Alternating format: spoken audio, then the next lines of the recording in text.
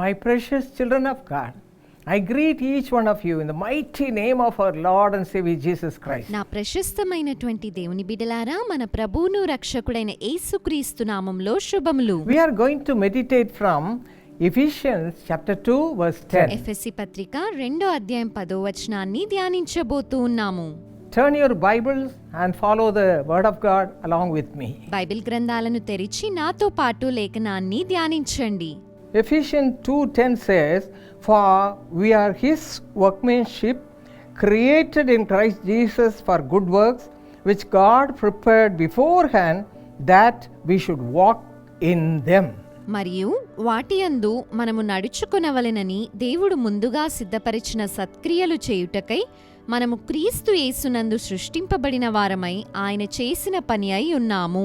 In the life of Jesus Christ there was only good works. యేసుక్రీస్తు జీవితంలో మంచి కార్యాలు మాత్రమే He was ఉన్నాయి. helping so many people. ఆయన ఎందరికో సహాయము చేశారు. Delivered many people from all the problems. అనేక మందిని వారి సమస్యల నుంచి విడిపించారు. Even from death he raised people and made the people happy. మరణము నుండి సహితము ప్రజలను తిరిగి లేపి In the సంతోషపరిచారు. same way God wants us to be like him. అదే విధంగా మనము ఆయన వలె ఉండాలి అని దేవుడు కోరుకుంటున్నాడు. In this world he was born in a manger in a very poor man's family. ఈ లోకంలో ఆయన ఒక పేదవాని కుటుంబంలో పశువుల తొట్టిలో పుట్టి ఉన్నారు. Why? ఎందుకని? If you read 2 Corinthians chapter 8 verse 9, the word of God says, "For our sake Jesus became poor, that we through his poverty might become rich." 2 కొరింథీ 8:9 ప్రకారము తన దారిద్ర్యము వలన మనము ధనవంతులము కావాలనని మన నిమిత్తము ఆయన దరిద్రుడాయను. This is a great sacrifice he made. ఆయన చేసిన ఎంతో గొప్ప త్యాగమది. He was brought up in a carpenter's house. ఆయన ఒక వడ్రంగి ఇంటిలో పెరిగి ఉన్నాడు.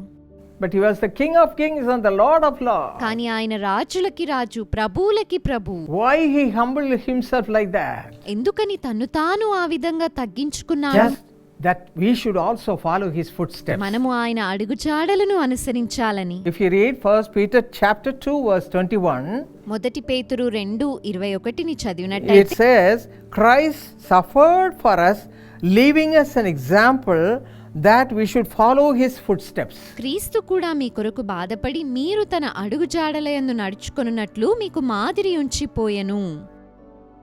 My friends, in the day-to-day life, just follow the example of Jesus Christ. నా స్నేహితులారా, అనుదిన జీవితంలో యేసయ్యనే మాదిరిగా తీసుకుని అనుసరించండి. Give importance to the word of God. దేవుని వాక్యానికి ప్రాముఖ్యతనివ్వండి. Share the word of God and your experiences with other people. దేవుని వాక్యాన్ని, మీ అనుభవాలని ఇతరులతో పంచుకొనండి. Pray for the people. ప్రజల కొరకు ప్రార్థించండి. You also spend your time before the Lord God Almighty. సర్వశక్తుడైన దేవుని సన్నిధానంలో మీరు కూడా సమయాన్ని గడపండి. Just follow his example. ఆయన మాదిరినే మీరు అనుసరించండి. If you do that, what will happen? ఆ విధంగా చేసినట్టయితే ఏం జరుగుతుంది? If you read 1 John chapter 4 verse 17, it says, మొదటి యోహాను 4:17లో మనం చదివినట్టయితే, you will become like him. ఆయన వలె మీరు మారిపోతారు. So as he is, so are we in this world. ఆయన ఎట్టివాడై ఉన్నాడో మనము కూడా ఈ లోకములో అట్టివారమై My ఉన్నాము. friends, follow the footsteps of Jesus. స్నేహితులారా, యేసయ్య అడుగుజాడలను Don't అనుసరించండి. waste even a single ఒక minute. నిమిషము కూడా వృధా పరచవద్దు. You'll be just like Jesus. మీరు యేసు వలనే ఉంటారు. You'll be transformed like Jesus. యేసయ్య వలె మీరు Shall రూపాంతరపరచబడి we ask him to make us like that right now? ఇప్పుడే ఆ విధంగా మార్చమని ఆయనని అడుగుదామా? Come, let us pray. రండి ప్రార్థన చేద్దాం. Father, thank you, Lord, for your good example. తండ్రి, మీ మంచి మాదిరికై నీకు వందనాలు. Give your children grace to follow your ways. నీ బిడ్డలకు నీ మార్గములను వెంబడించే Let కృపనివ్వండి. them not go in the wrong ways. వారు చెడు మార్గములో వెళ్ళకూడదు. Give them grace, Father. నీ కృపనివ్వండి తండ్రి. Bring them all to your way. వారందరినీ నీ మార్గములోనికి నడిపించండి. Teach them, Lord. ఉపదేశించండి ప్రభువా. In Jesus' mighty name we pray. యేసు గొప్ప నామములో ప్రార్థిస్తున్నాము. Amen. Amen.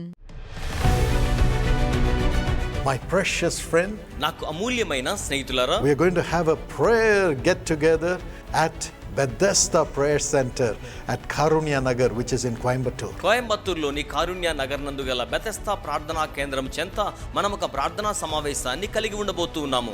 Yes, we are going to pray that God will turn your sorrow into joy. దేవుడు మీ దుఃఖమంతటిని ఆనందముగా మార్చివేయవలెనని ప్రార్థన చేయనయ్యున్నాము. So come with all your family members. కనుక కుటుంబ సభ్యులందరితో కూడా కలిసి రండి. Let God wipe away their tears and do miracles for them. దేవుడు వారి కోసం కన్నీటిని తుడిచి అద్భుత కార్యములను జరిగించనివ్వండి. We lay hands on everyone who comes and pray for them in the name of Jesus. వస్తున్న ప్రతి వారికి యేసు నామములో వారి మీద చేతు నుంచి ప్రార్థన చేయడం జరుగుతోంది. And the hand of Jesus will come upon them. యేసు హస్తం వారి మీదకి వస్తోంది. It will come upon you. అది మీ మీదకును వస్తోంది. And you will go back with your sorrow turned into joy. మీ దుఃఖమంతయు ఆనందముగా మార్చబడి మీరు తిరిగి వెళ్ళెదరు. You can come and stay there. మీరు వచ్చి అక్కడ బస చేయవచ్చును.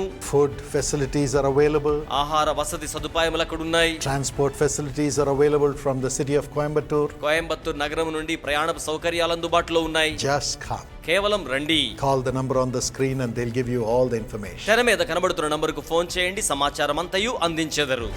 డాక్టర్ పాల్ దినకరన్ గారు మరియు వారి కుటుంబ సభ్యులు కోయంబత్తూరులోని కారుణ్య నగర్లో జరగనున్న బెతెస్దా ఆశీర్వాద కూటమునకు మిమ్మును వ్యక్తిగతముగా ఆహ్వానించుచూ ఉన్నారు.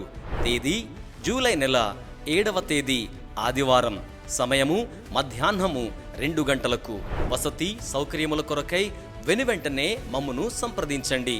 మమ్మును సంప్రదించవలసి ఉన్న మా యొక్క ఫోన్ నంబర్లు 9487846601